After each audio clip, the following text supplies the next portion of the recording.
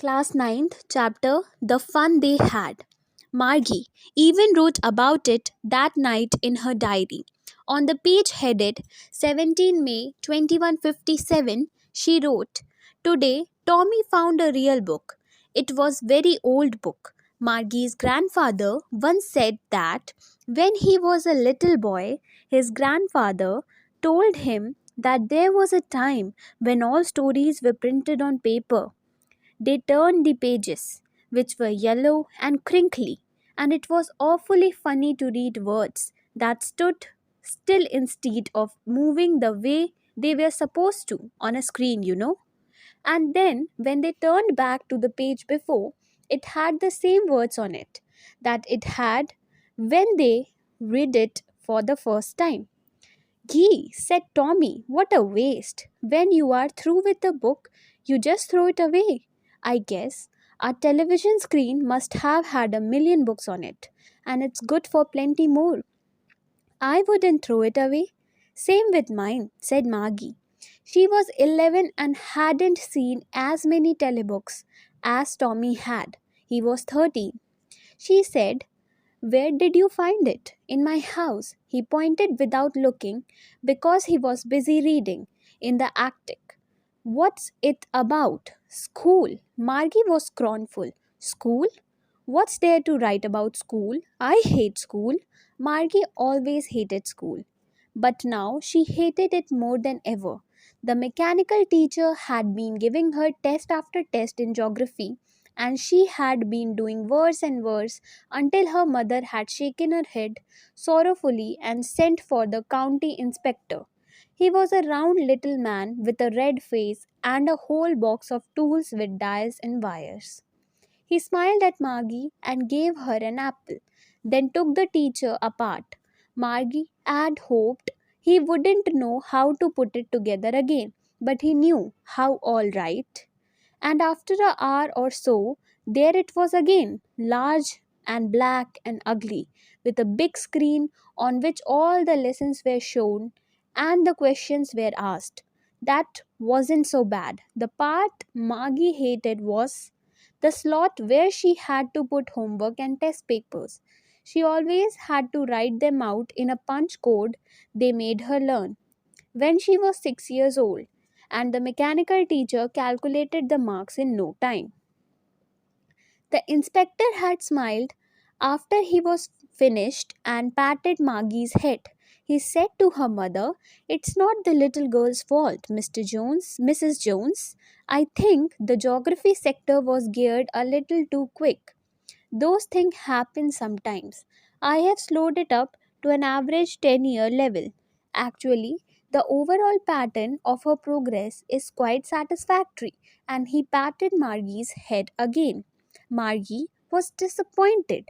She had been hoping they would take the teacher away altogether.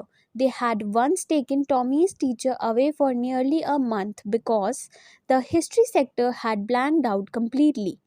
So she said to Tommy, "Why would anyone write about school?" Tommy looked at her with very superior eyes. "Because it's not our kind of school, stupid. This is the old kind of school, and they had hundreds and hundreds of years ago." He added loftily, pronouncing the word carefully, "centuries ago." Margie was hurt. "Well, I don't know what kind of school they had all that time ago." She read the book over his shoulder for a while. Then she said, "Anyway, they had a teacher." "Sure, they had a teacher. But it wasn't a regular teacher. It was a man." "A man?